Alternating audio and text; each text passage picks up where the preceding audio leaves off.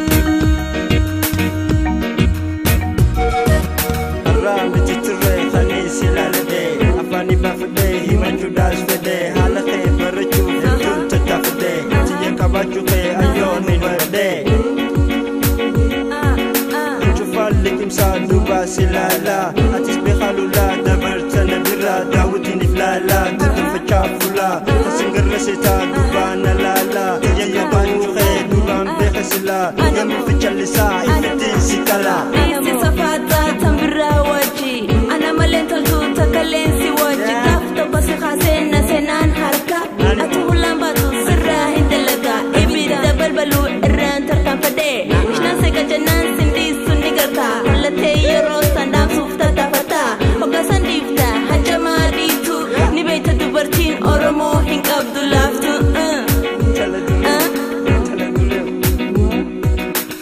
Time of us, she's been waiting too long. This other time that her loving real strong.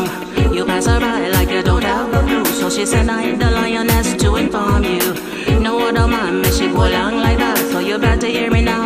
Listen to my cha-chas. Malin jarjarta inti dagabda afani nasawun hinkab du faida atis nagarsi sibotu mal kabda silati yagarte mata kabata na hakabaku khinanti mulata animo kareti jira akatu marasha tiyaku bakabdu mesha rasha akajaiba sirasa shasha ni bitashisha kakasitti beita faida firasha hasawa yale hina jaibni fadi fi satun hinkab tukani alaga jalat